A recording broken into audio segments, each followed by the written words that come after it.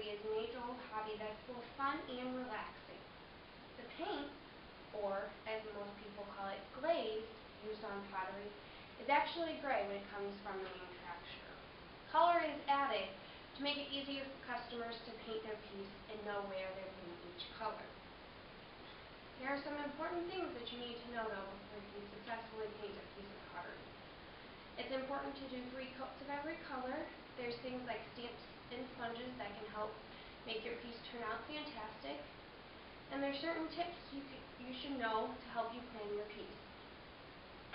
It's very important to paint 3 coats of every color. This is 1, 2, and 3 coats. As you can see, 1 is very translucent. 3 will give you the results you're hoping for at the end result of your piece. It's also very important to let the paint dry in between each coat. If not, it could turn out disastrous in the kiln. This is what it'll look like when it's dry. It'll be chalky and kind of dull. It'll take about 5 minutes in between coats for it to dry. When you're painting your colors today, you notice they're pretty dull. And you're probably thinking, well, wow, this isn't how I want it to turn out. Don't worry. After it comes out of the kiln, everything will have a shiny finish, and all your colors will have gotten much brighter. There's things like stamps and sponges that can be used to help you in finishing your piece.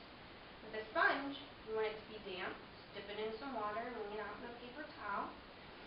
Then put your paint on a plate to make it easier to apply it to the sponge.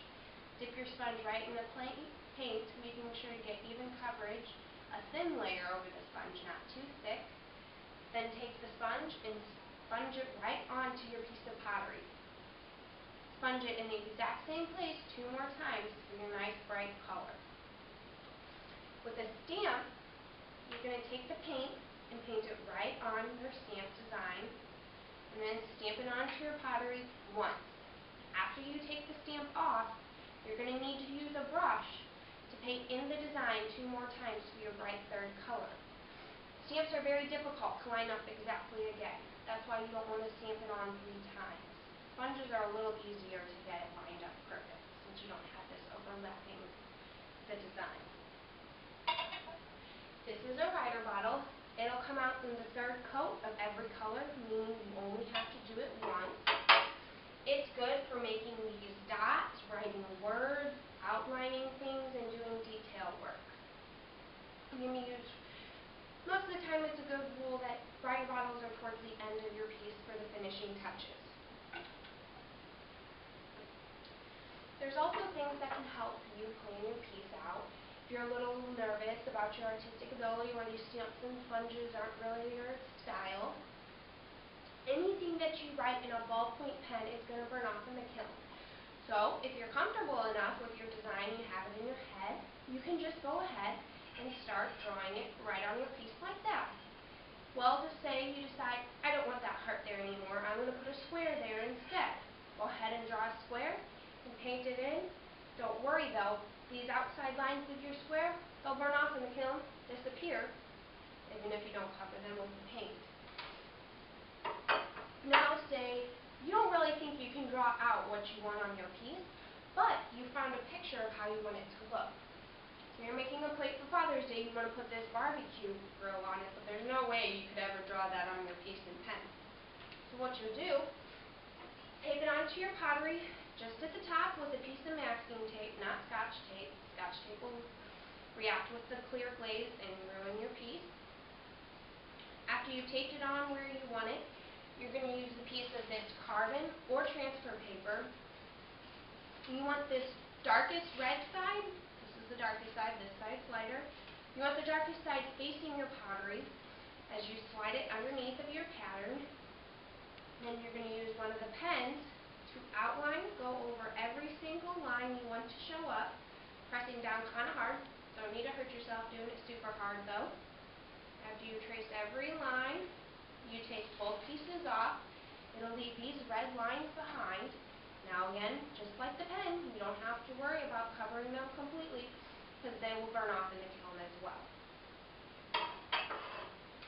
There's also stencils that you can use on your piece. Now, a lot of people think, oh, a stencil. All I have to do is place it on here and start painting right inside these letters.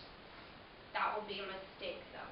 A lot of times what happens is you start painting, and all of a sudden some of your paint will sleep underneath of this stencil. You won't even be able to help it. So, to avoid that, what you want to do is place your stencil on your pottery, pick up a pen, and trace inside the lines of whatever you're stenciling. As you finish, you can take the stencil off. Just like before, your ballpoint pen lines will burn off in the kiln, and you now have an easy way to paint inside the lines without having to worry about any paint seeping out past where you want it to. So, in painting pottery, it is extremely important that you paint 3 coats of every color. There's tools like stamps and sponges and writer bottles to help your piece turn out the way you'd like it. And there's also special tips that you should know in planning your piece to make sure you get the end result you're looking for. But the most important thing in painting pottery is to make sure you have fun.